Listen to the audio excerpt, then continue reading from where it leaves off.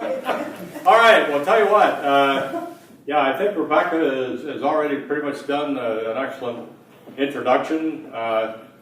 I'm labeled a historian, and I'm appointed, not elected, but I'm appointed to the board of USASBE to be the historian. One other related development was the USASBE fellows indicated an interest in getting more involved with the history kind of process, and so we've ended up with the objective of assembling, not very randomly, just assembling some reflections on USASBE history, and also in some small degree a kind of pre-USASBE. I did ask all of the fellows if they would like to participate today, and the people who are up front here were gracious and generous to volunteer their time to come here today. They've also agreed, don't forget now, to put together a one-pager, kind of a single-spaced one-page on observations that we might put in the history files for future reference. I just wanted to mention the organizational structure over the years has changed considerably, and I just wanted to mention very quickly the chronology of some of this, and Lillian can correct me a little later on in terms of dates, but the National Council for Small Business Management Development,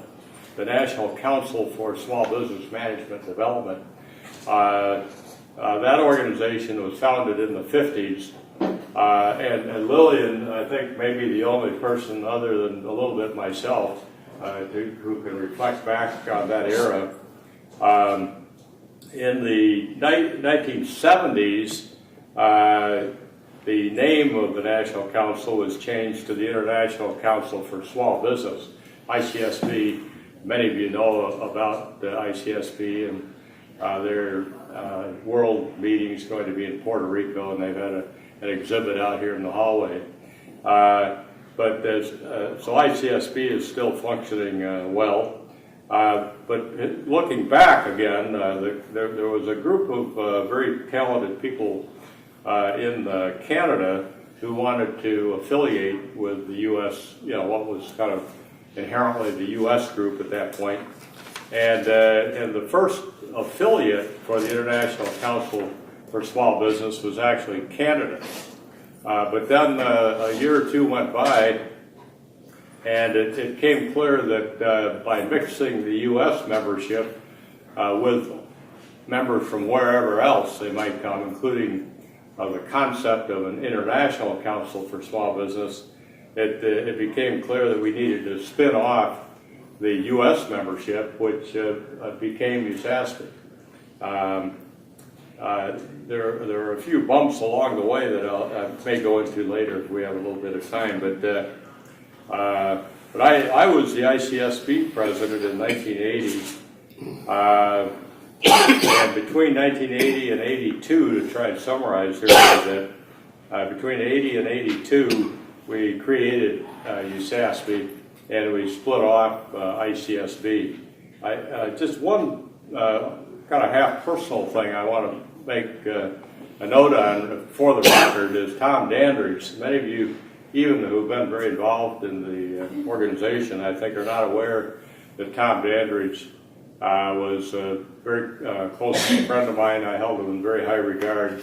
And when I was president of ICSB, I was pretty much given a blank page to decide what kind of group to put together to create USASBE. And long story short, it just looked like a great opportunity to bring in quite a bit of new blood, and I didn't ask for permission. I just did it, and nobody objected. I wasn't sure if that was going to be the case, and so USASBE was really started with a fair amount of new perspectives and new blood in the organization. Lots of stories, but I'll end this intro here. But I wanted you to particularly be aware of the National Council for Small Business Management Development, which is really where the history began, and leading up to these organizational changes. But I might say I was hoping Tom Dandridge would be the first president of USASBE instead of myself, but he had to clear promotion and tenure back at the State University of New York at Albany, and so I agreed. We had worked hand in hand really, but I agreed to be the first president so he could get his promotion tenure out of the way, and then he became the second president.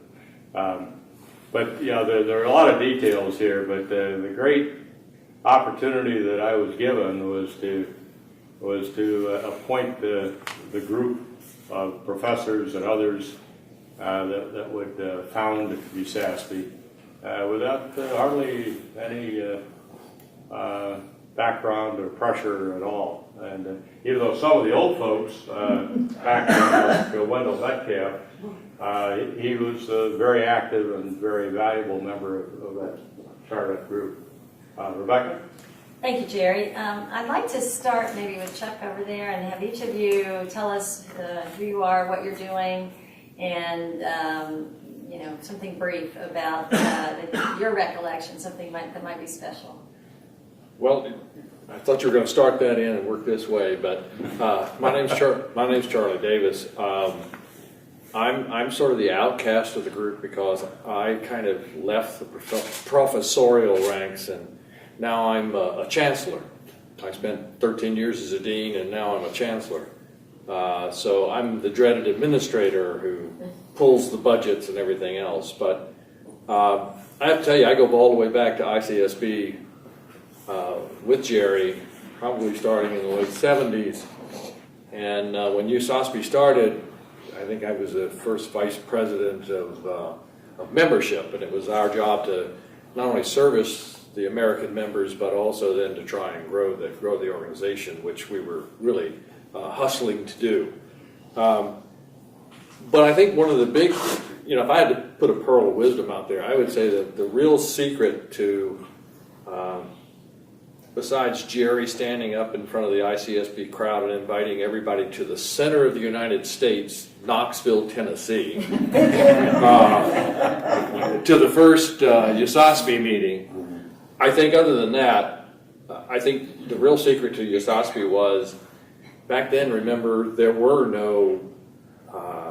really was no outlet for people who were interested in entrepreneurship or to get together.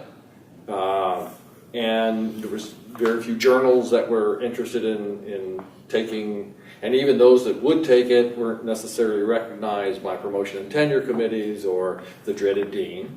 And so it really provided an opportunity or a place for sort of the renegade faculty who were interested, those academicians, to really get together and begin to share their ideas, their thoughts, and how they might work together to really raise the entire field of entrepreneurship. So I think that's probably its biggest value, both from an academic perspective as well as a practical one. Charles.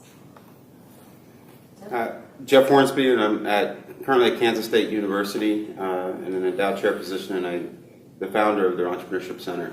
I'm kind of the youngest of the fellows up here, so I just had to note that. I don't know. How much younger are you for that? But I look back and I think I'm at my 26th USASBE, so I guess I'm an experienced younger fellow, I guess. And a couple memories just dating way back when I was a young faculty member.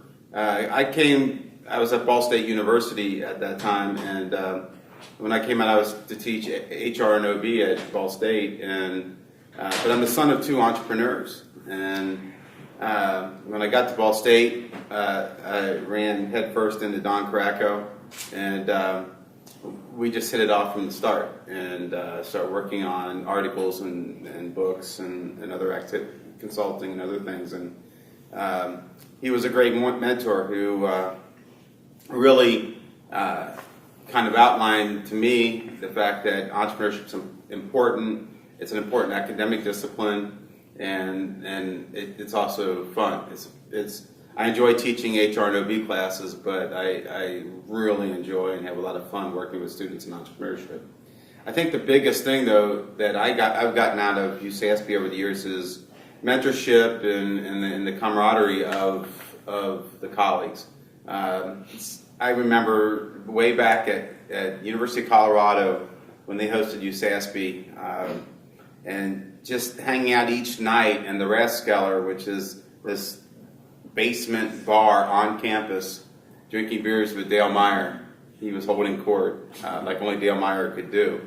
And but I was thinking, there was like 90 people at that conference then, and thinking, here's a guy that has a lot of prestige, and he's just willing to sit and talk with me. And I was just a kind of a green assistant professor, and that's always been that way. The kind of the small feel and the smallness of USASBE in terms of the folks you can meet, and then when you get to the academy, of course, it was so much bigger, and there was a lot of other things going on, and so it was a really good place to network and start that network for me.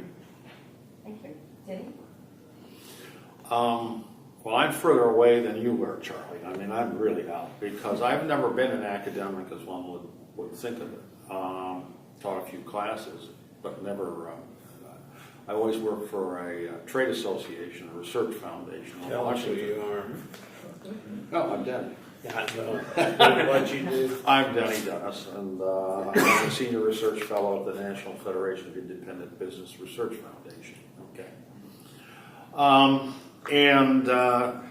So kind of when I went to work there in '76, one of my objectives was to promote organizations that were legitimizing, if I can call it that, legitimizing smaller firms and the whole concept. Because at that time, it had no legitimacy or credibility just about anywhere, including Capitol Hill, which was the place I was truly interested in. So I thought, well, we could help some of these organizations. Maybe that might contribute a little bit to the general effort. Well, about that time, Paul Dunn and I think it was Gene O'Connor walked into my office and said, there's this SPIDA program, or this SBI program, and, we're about to get defunded, which was, a theme for the next, I don't know how many years, we're about to get defunded. And so anyway, they asked me to come down to the meeting, their annual meeting at the Menger Hotel in San Antonio.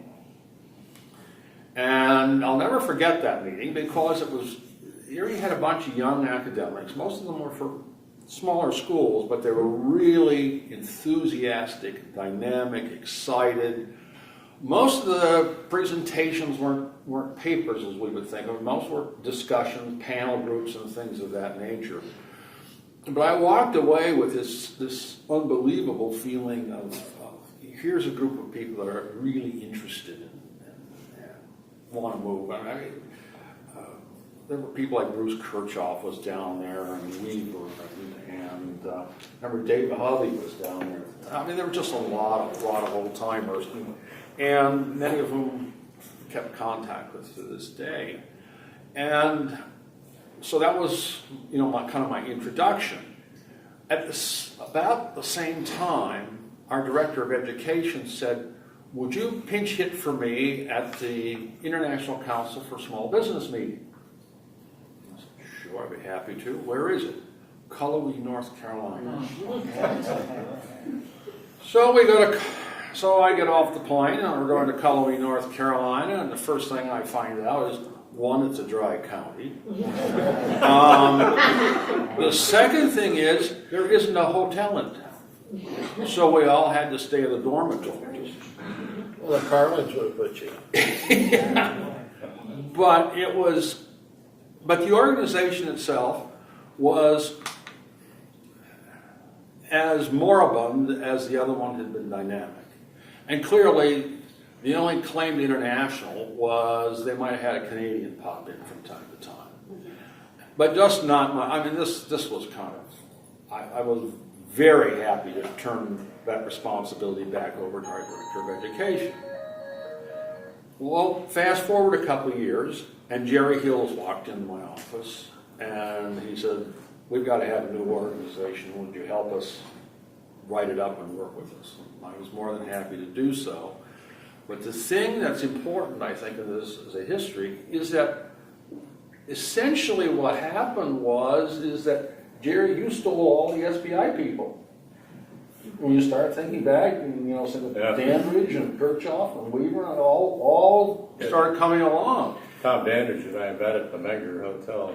Yeah, okay, yeah, and so what in effect happened is that the ICSB or USASBE took a lot of that dynamism from SPIDA, and it actually really infected in a very positive way the organization. So when the organization began, it began in a very, there was a lot of enthusiasm and dynamism. It wasn't the greatest bunch in terms of size, but there was a lot of energy. And Jerry and some others are really, should be commended, are well deserving of anything that they get as a commendation, let me put it that way, for their efforts. Don? Well, I'm Don Bradley from the University of Central Arkansas and the Executive Director of the Small Business Advancement National Center. I started working in this arena in the late 70s. First when I was at Western Kentucky University, and I didn't get much support there. I was kind of disappointed that they wanted you to do the marketing stuff first, and if you had any extra time left over, then you could spend it on that worthless area called small business and entrepreneurship. So I left for a while and went into banking, and then came back 32 years ago to the University of Central Arkansas, or 31 years, I should say. In the beginning, we didn't have any money, so SBI that we talked about gave me the money to go to the meetings. Otherwise, I couldn't have gone. So I have to attribute the Small Business Institute, which many of us here have been officers in, and I've been lucky enough to be president of 3 of those groups. I think the other thing is Dale Myers, same as some of you mentioned, we didn't have many people at the meetings in the beginning, and we became like a fraternity. And Leo's sitting down here, probably should be sitting up here because he was in the midst of all that. And they took me in when I really didn't have a whole lot of support at the universities that I was at. And they made me feel, this really counts. It's really worth something, because I wasn't getting that back home. I had to go out and kind of do my own self-motivation. And I think in the very beginning, it wasn't the research, but it was a camaraderie and the idea that somebody was saying what you're doing is all right, what you're doing is very important. And I think some people overlook that, because sometimes when I went home, I was discouraged. Well, why do you want to do that? Why it's important?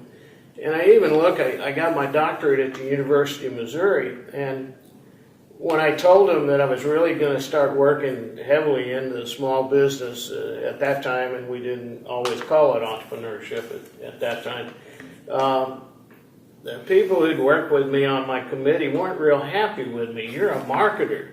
You're not supposed to be toying around with this small business area. I can't understand it. In fact, they even offered to give me another job, because, you need to be concentrating on marketing, not this wild thing called small business. But it was the motivation that I got at the meeting that was most important, not the research, but the camaraderie and the motivation that what you were doing were worthwhile, because you didn't always get that when you got home. I guess I better shut up. Thank you, Don. Chuck? Outstanding. As I pulled this together, I went back, looked at some notes and some talks I gave, and one of the common themes that I often used when I gave talks at USASBE or SBI or ICSB was that we have a very rich past, a very vibrant present, and a very exciting future. I didn't realize at the time how informative that would be for the day's session, because what we're hearing is a very rich past that informs a very vibrant present, and of course creates the future. My name is Chuck Matthews. I'm currently the professor at the University of Cincinnati. I am the founding executive director of the Center for Entrepreneurship Education and Research, and it's been my great pleasure to be past president of the Small Business Institute, the U.S. Association for Small Business Entrepreneurship, and the International Council for Small Business. Three organizations that I think you've now heard are expertly intertwined and have informed each other along the way. I would not be sitting in this chair right now were it not for those three organizations. It's that simple. I got involved with the Small Business Institute in 1982, with USASBE and SBI around 1984. I went to my first ICSB meeting in Chicago in 1984. I'll drop some names later on at the risk of forgetting some folks. I've submitted an uncountable number of papers and have done, I just did a quick count off my vita, over 50 papers, workshops, and symposia, and that's just in the last couple of decades. I've won Best Paper Awards for both empirical and conceptual, which helped promote and further my career. Oftentimes refereed and juried and followed up by people sitting here at the front of the room. I can still recall vividly conversations with Harold Welsh about my research at various conferences along the way. I've served on dozens of committees. I lost count. I started counting up how many committees I'd served on. I couldn't even begin to count them. A lot of them chaired by Jerry, I might add. And then entered the officer ranks of all three organizations. First serving as a program chair and then president and past president and fellow of SBI, and then program chair for USASBE in 2003 on Hilton Head Island, a memorable conference for the frozen fountain and the first snow in 100 years in South Carolina. And it was cold. It was cold. So no one, everybody always remembers my 2003 conference, not because it was a great conference, but because we froze to death. President-elect in 2003 or 4, or President-elect 0304 for USASBE. And I went back and looked, and I just want to mention two quick things that I think are very informative for what we're doing here today, because I am very plugged into history. I have always felt a very strong connection to history. One of the very first things I did when I was president-elect of USASBE was I commissioned Brian McKenzie to do an oral history project for USASBE, which is out there today.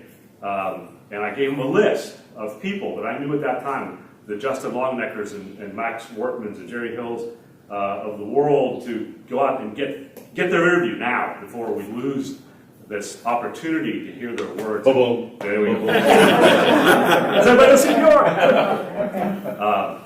And actually, Max and Justin would become incredible mentors to me along the way. And we don't have time for me to go into detail on that, but I can tell you stories about those two incredible gentlemen and their impact on us all. And then I began a photo history project in 2001 because I'm a photographer by training and past entrepreneurial experience. I'm a recovering entrepreneur. I really felt that pictures are indeed more than 1,000 words. And so I made it not only a personal project, but from 2001 to 2008, I must have taken 10,000 photographs of SBI, USASBE, and ICSB, which are now on medium that you can't access anymore. iOmega zip drives. Anybody access those?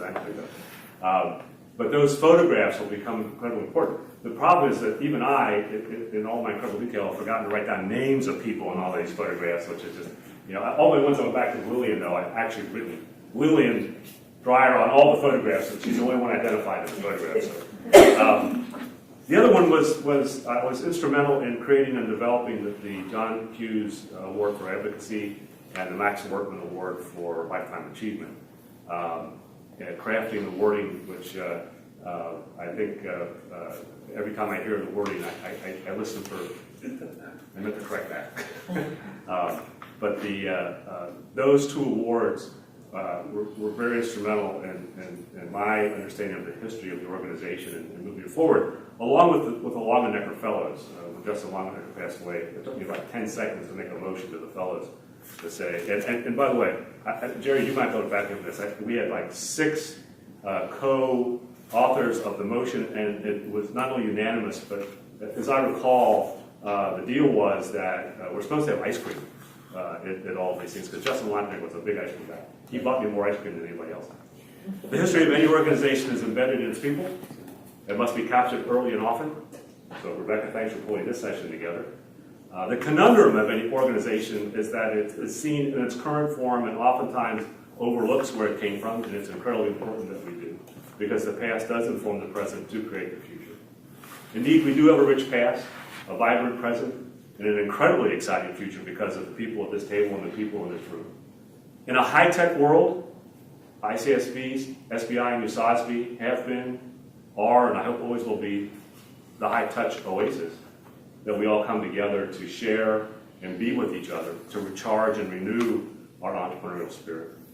And I'm always mindful of and in memory of people like Al Starr, back in 1984, who was, I think, president of ICSB, or I can't remember which one it was. USASBE. And then introduced me to Justin Longenecker, who would literally take me by the hand in Montreal, come to my paper sessions and give me feedback. And later would actually write a letter for my RPT packet, because they sent out requests for reviews for peers. I didn't know who this was, but Justin Longenecker somehow got one of my packets and actually ended up writing a letter by circumstance. People like Bruce Kirchhoff, who just was an incredible presence. I still remember when he was president of ICSB in Vienna. Denny Dennis, who I was just sharing some stories with earlier, in terms of his presidency in these various organizations. Bob Brockhouse, I've already mentioned Harold Welch, who gave me incredible advice along the way. And of course, Justin Longenecker and Max Workman. Max Workman was the first historian I appointed when I was president of USASBE. I always made sure, no matter what we were doing for the board meeting, that Max was seated right next to me. His advice and his counsel were invaluable. His historical perspective of supreme value. At one meeting in Seattle, a meeting where we actually named the Workman Lifetime Achievement Award, he was somehow, his seat was opposite me, the table. We were sitting at a big square table, so his name placard was on the other side of the table. He came into the room, he looked around and he saw the name tents, and he said, "What am I doing over here?" He says, "I always sit next to the president. I sit next to Chuck." And he picks up the name plaques and starts moving them around and puts it over here. Because I had a policy, no matter what happened at the meeting, but the last word always went to Max Workman. And he always had the last word. And I said, because the importance of the history, and Max had that history. And I value that to this day. I've gone on too long. Lillian. Lillian, we're so glad you're here with us today. Thank you. I think I'm going to have to go back to why you are here. I go back before any of you, and probably won't last as long as most of you. But I understand, Chuck, why you have no problem identifying me in pictures. I was the only one. That is true. This organization was started by people who have found what they considered a problem. It was founded by Wilfred White L.T. White and somebody help me, Denny. Wendell Metcalf? No, I'll think of it. Colorado, I forget it. Yes, it was. And they Okay. got together and said something had to be done. L.T. White was the sales manager for a very large gasoline oil company.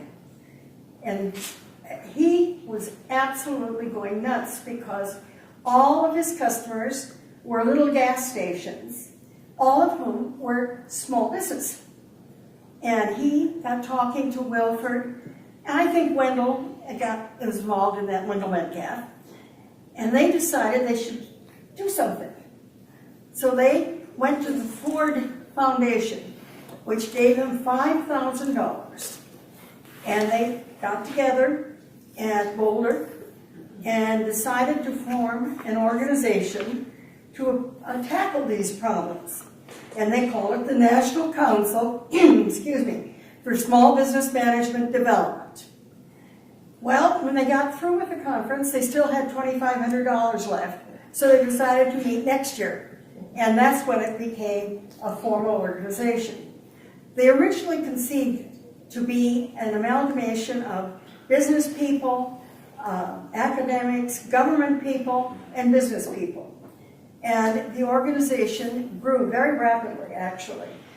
I got aware of it in the middle 60s.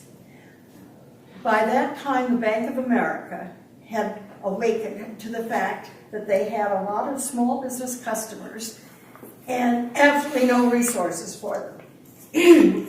A very forward-thinking gentleman, whom I got to know very well, founded a publication called the Small Business Reporter.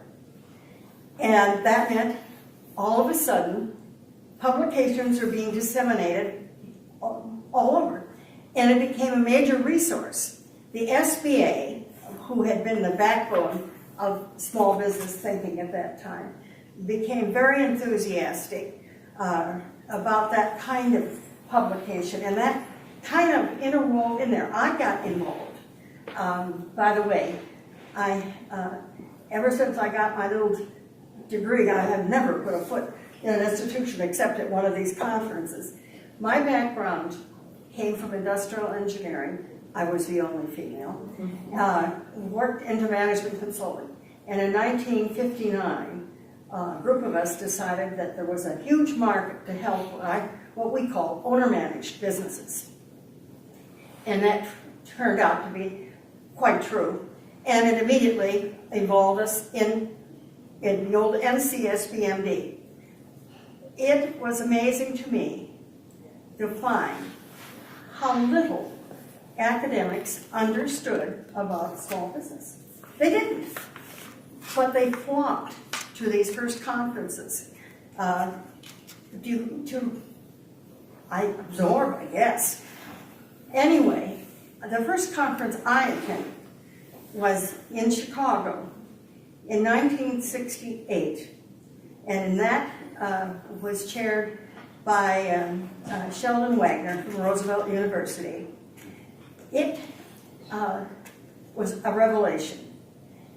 Actually, I cannot tell you how enthusiastic, as an outsider, I became in this growing interest in the entrepreneurial enterprise. We always felt we were kind of by ourselves over there, making a buck, advising people. But I found out very quickly that it was a huge, huge vacuum. Anyhow, I got talked into being the secretary-treasurer. I know Dr. White talked me into it, and I remained in that role for 5 years. And I understand what Benny says. We had no money. Fortunately, I was an entrepreneur. I was a principal in the firm, and we just kept things going. I hired a part-time secretary, and the whole thing, it was amazing. All they needed was a good central place. I had correspondents from all over the world. People, and everybody came to San Francisco. I spent half my time running out to take people to lunch or driving around to look at this or that. But it was growing. I spent 5 years as secretary-treasurer. We went from a rather nuclear little group into an outreach that began to be what is eventually evolved into this. But we were getting interest from all over the world. In Tuscaloosa, which I don't remember what year that was, probably 73, I think. could be. Lo and behold, we had people from Australia, we had them from Europe, we even had one or two from Africa, and it became exactly what Danny particularly said, almost not controllable for people wanting to learn. And the NFIB at that point became very, very supportive. Their president became a member of our board, and that was really a huge stepping stone. But most people don't know that the original NCSBMD was a founding group to select an outstanding small business person, or they call a man, of the year, and they did.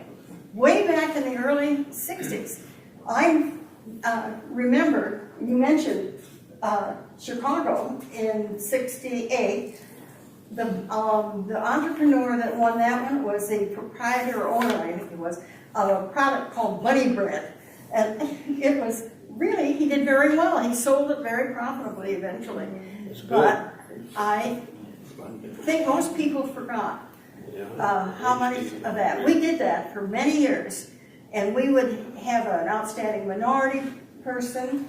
I personally introduced the first female outstanding small business person, who happened to be Dorothy Rivers, who had a fastener business that I actually met through a client relationship, but fabulous. She was a typist, and the place was going bust. It was owned by a couple of airline pilots. And they hired my firm, and I set up a gentleman. It was the simplest solution you could ever do. Dorothy knew what to do. She gambled her mortgage and bought that business. And and also one of my guys decided that he wanted to be her mentor. That business became the largest fastener business. They went from people running with little delivery trucks to big semis and big buildings and all of that. But I'll never forget, and I think this was what the original organization was about. She got up in Arizona, Tempe, I think, to thank everybody for this wonderful award. And there were all sorts of political people there and stuff. And she was so nervous. This lovely person got up and said she was kind of embarrassed to admit that all she'd been to school after high school was dancing school. And she probably was wealthier than most anybody in that room. But it was a wonderful experience. Now, organizationally, we had divisions: Central, West, East. And these divisions began to build their internal type organizations. So in 1970, somewhere around there, in Wichita, Kansas, they decided to correct the name to the international name, because by that time our membership had a very large group of people. And it was changing. All of a sudden, from all these business people and practitioners and accountants and all these people that showed up, we had academics. They were like thirsty. And they would talk to each other. And I can't tell you how interesting it was to watch the growth of the interest of the academic world in what I call this owner business, it didn't happen at first. And all of a sudden, schools, people, all showed up. They wanted more. And we had our journals, we did the best we could. And I reluctantly had to not be as active in the organization. Although I served on the board, I was vice president of this, vice president of that. I edited the newsletter. I wrote the newsletter when I couldn't find anybody else. I paid the printer because they couldn't. It was because I was a small business person that I had the flexibility and the resources to keep the organization moving. And it was, I guess I was mother hen for many years. But Matriarch.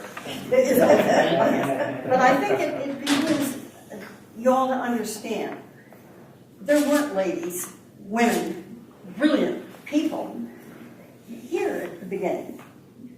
Harold will tell you about it. It has grown, it has changed, it is now ready to tackle the modern and the future. I probably won't live long enough to see it, but I can imagine, I have a good imagination, what it will be like. And I can only wish the very, very best for all of you, all of your students, and how they go out in the world and not succumb to power play, but become individualistic people, entrepreneurs.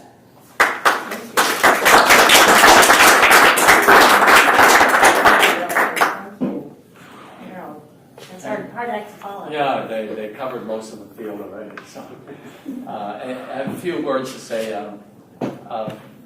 Lily had mentioned Sheldon Wagner, who was at that time in 71, 72, president of the ICSB, or the Management Council. I don't know when they changed the name. He was president in '68. Anyway, Shelley used to come over quarterly and lobby me to Yeah. become a member of ICSB. And he, just about the year that they met in Callaway, Oh, it sounded like it's something I didn't want to be associated with. They went into a dormitory and it was like 109 degrees out and they had no air conditioning. It didn't sound like fun. Anyway, he finally convinced me to join. My name is Harold Welch. I'm the founder and director of the entrepreneurship program at DePaul University in Chicago.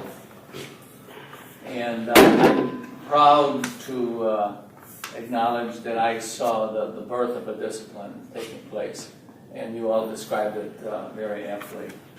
And the early days, I remember people like Shelley Wagner and Warren Moon. Warren Moon worked for the Small Business Administration in Washington, and he would get hundreds of visitors a year. I mean, Grant. I'm sorry, Warren Moon. Grant Moon.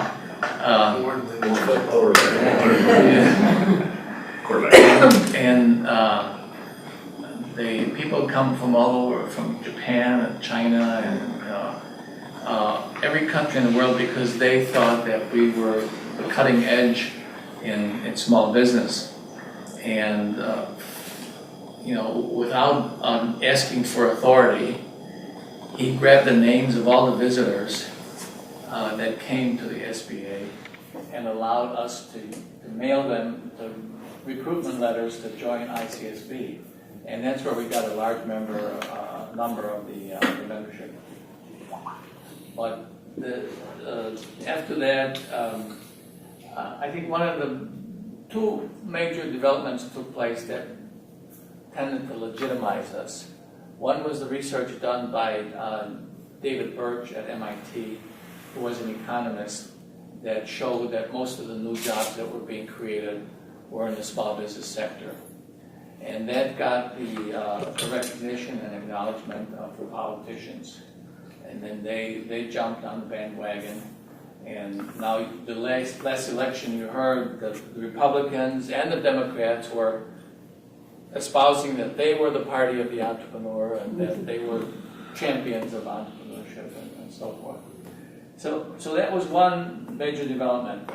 The other big one was, I think, a marketing, a labeling approach where we changed the name from small business to entrepreneurship. And I don't know whose brainstorm that was, but it was brilliant because entrepreneurship connotes not the small mom and pop, but the growth industries that have successful entrepreneurship behind them.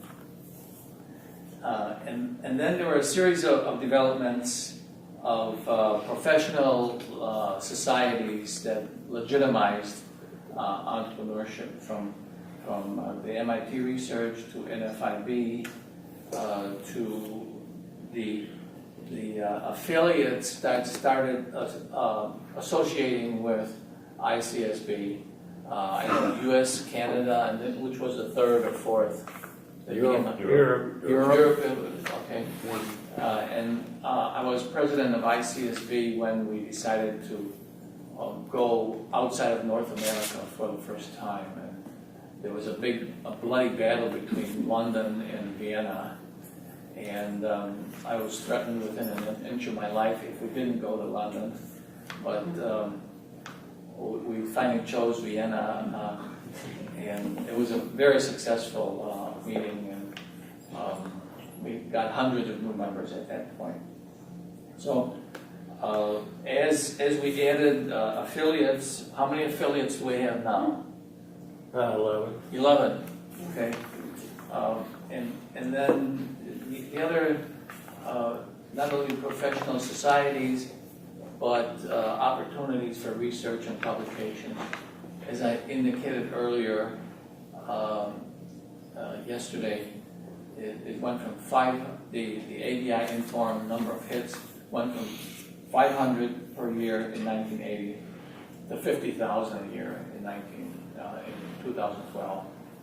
So there's a 100-fold increase in publications and articles about entrepreneurship and small business. So I could confidently say that entrepreneurship and small business has arrived. Okay, and we have women presidents to verify that. You led the way.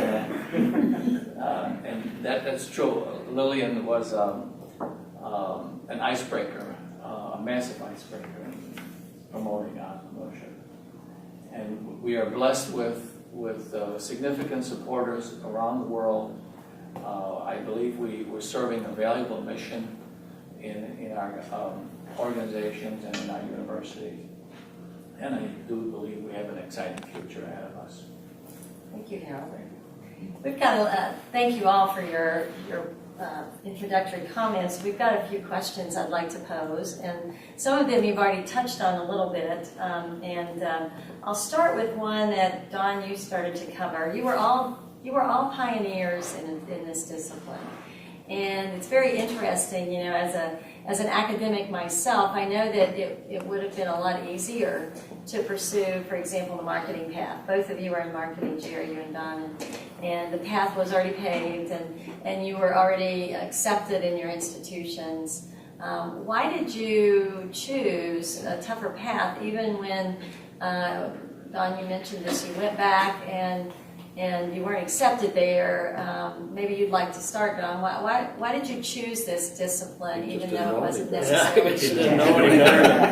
I think part of it is I had a passion for what was going on in small business at the time, and plus I grew up in a family business, and my father owned a photography studio, and my grandfather owned, of all things, a Packard dealership, which, for those of you that don't know what Packard is, it was a car dealership.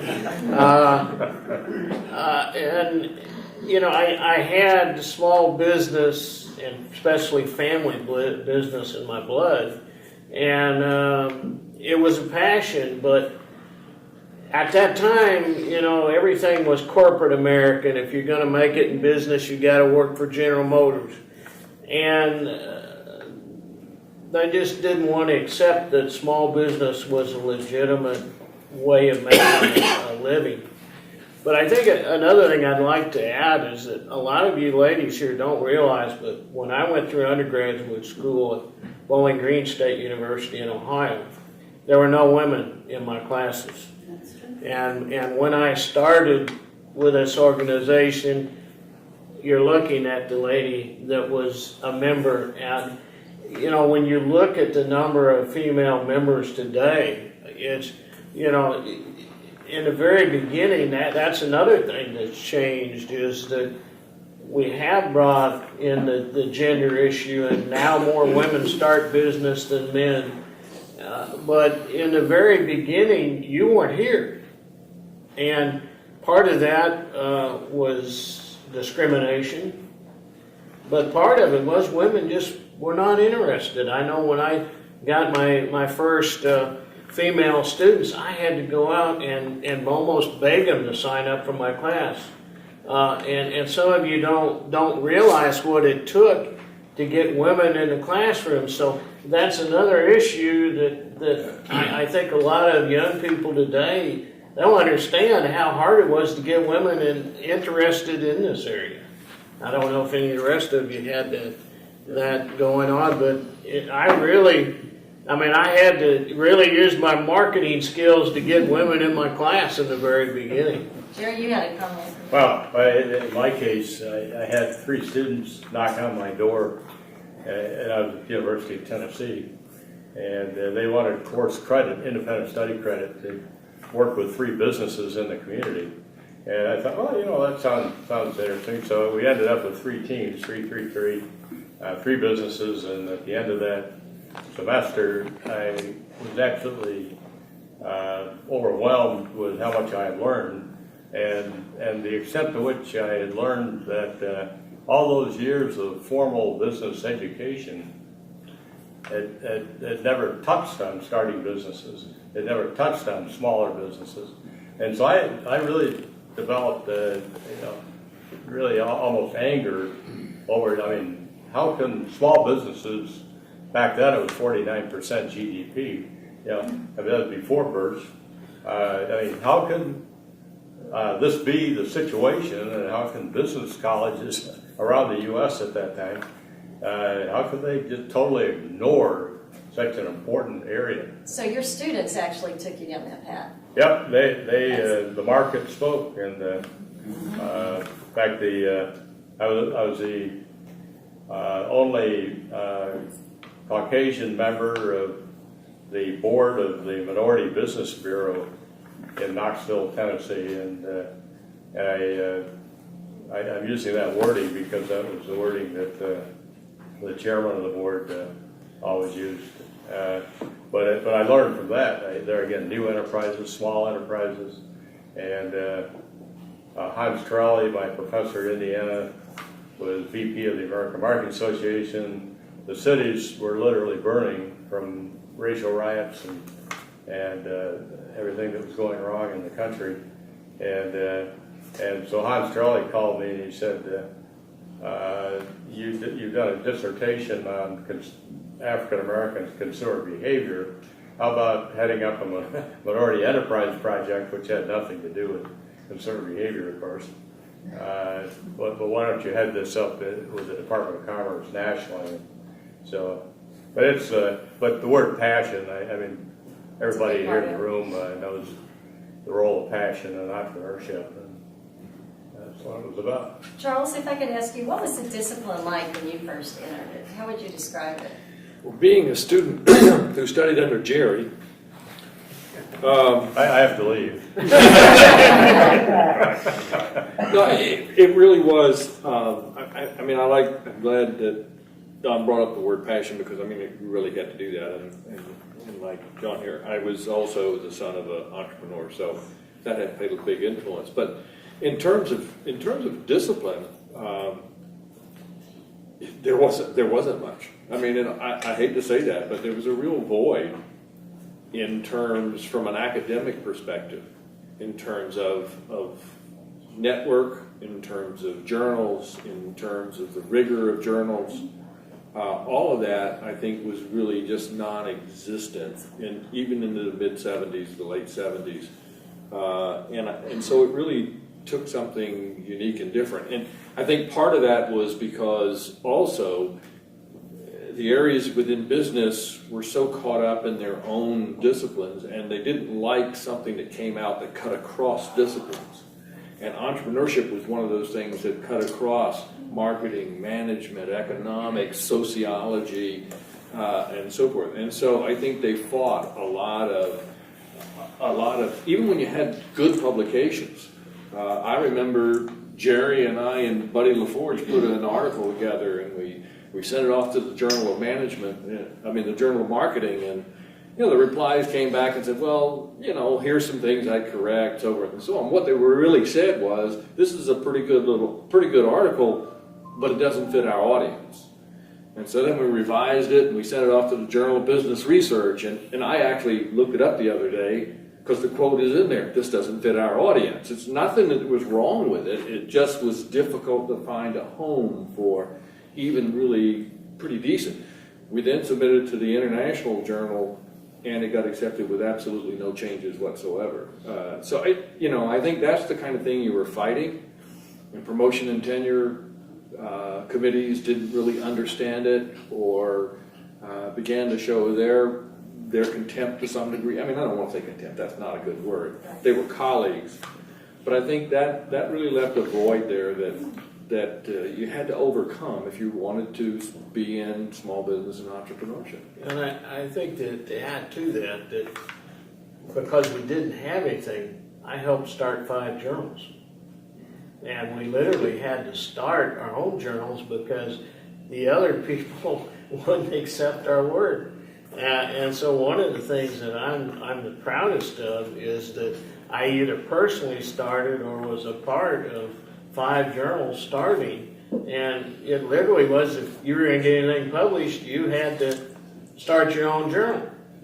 So it sounds like USASBE was really helpful in alleviating some early challenges. Would you say that was true, Harold? I would say that USASBE was one of the forerunners in developing the field.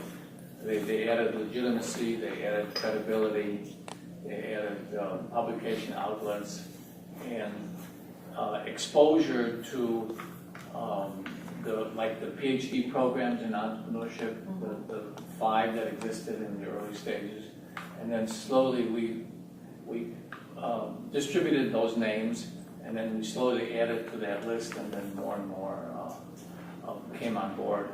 So, and then the publications and the journals that came out certainly contribute to legitimacy.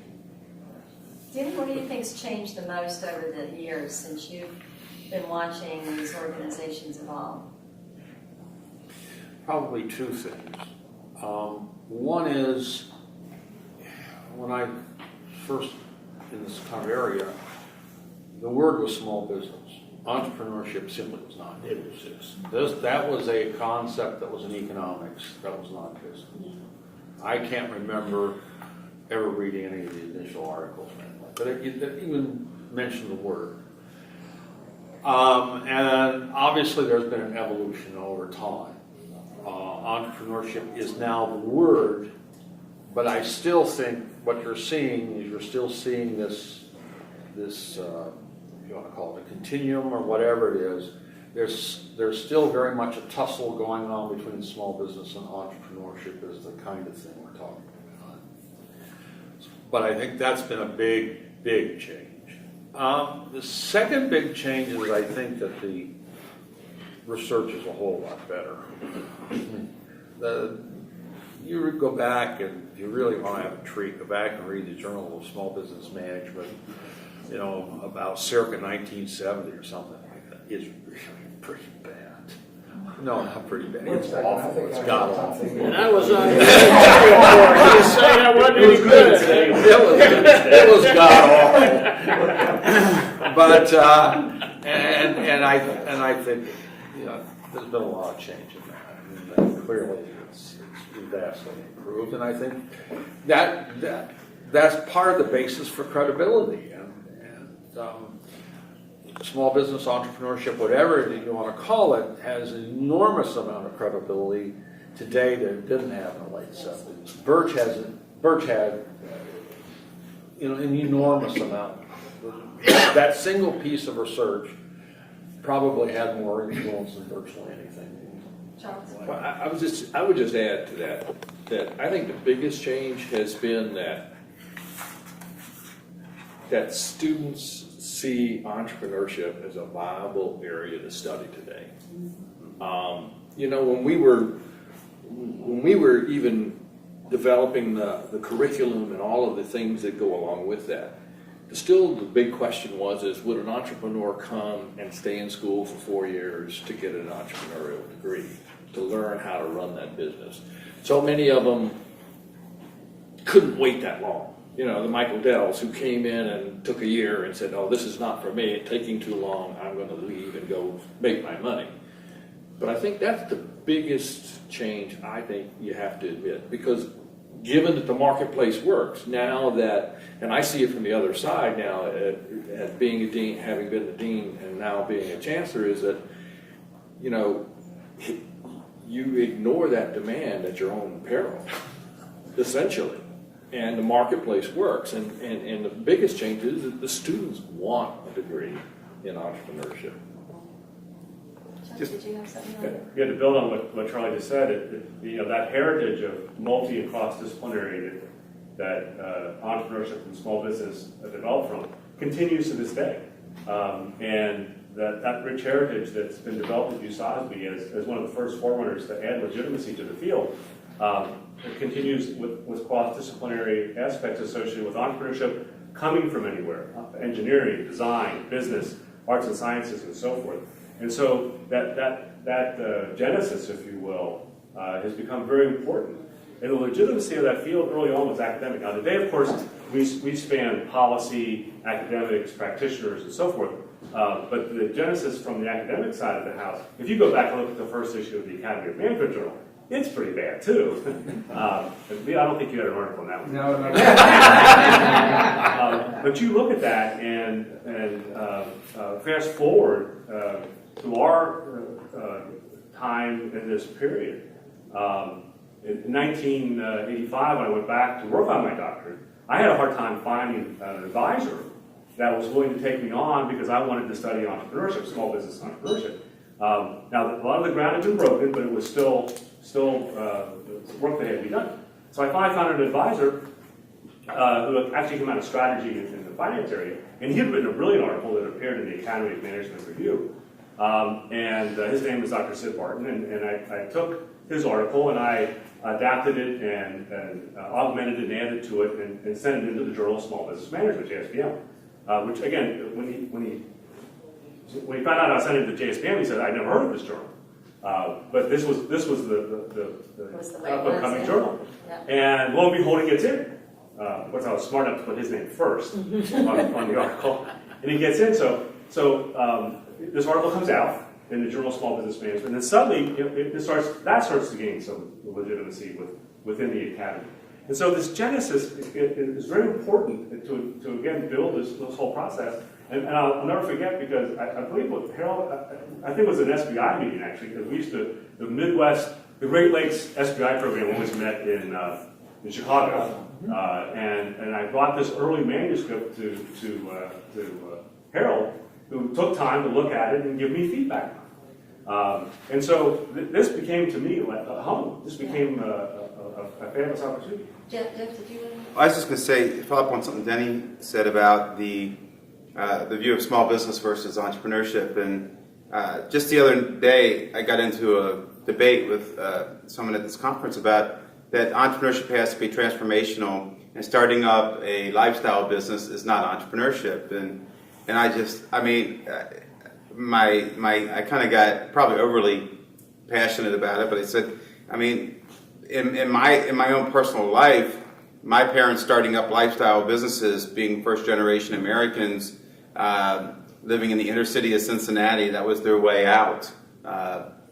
And it eventually created jobs for 40 people. And I said, we're going to trip ourselves up if we start having these types of debates. in terms of, I mean, the focus is on the startup and then the creation. I mean, scalability, growth, and all those things are important when that fits that particular entrepreneurial enterprise. But not all entrepreneurial enterprises go from 3 employees to 350 to 3,500 employees. But so we have to be careful, I think, because just like we were picked on and not appreciated, not respected by our academic colleagues in our institutions back in the 80s, we can't start the infighting about what is entrepreneurship in our own organization, because that's when we'll just split and fall apart. That's a good point. I wanted to ask Lillian, did you have a comment you wanted to make first? Yes, I do think there were some voices in the wilderness. Does anybody here remember a lovely professor named Clifford Baumback? Yes, he wrote a book, and I actually read it before I met him. That vision, the thinking he had, which was not very well received, I might point out, was light years ahead of its time. Did you read his book, Carol? Well, some of it was not what I would buy, but it was there. There was no audience, except for the poor people out there who were in the business. So I just wanted to mention that. Now you can ask. Yeah, I know we're going to run out of time, and I really wanted to ask you for some wisdom before we leave today, you and everyone. If you were giving advice to us, those of us who are in this room and hope to have an impact, all of you have had an impact, and we all hope to have an impact. Could you give us some advice? What do you think we need in the future? And I'll start with you. And I'd love to hear any thoughts in particular about women and how we can have an impact. But for all of you, I'd love to know your thoughts about what you'd like to see for this organization and for the young academics. I think if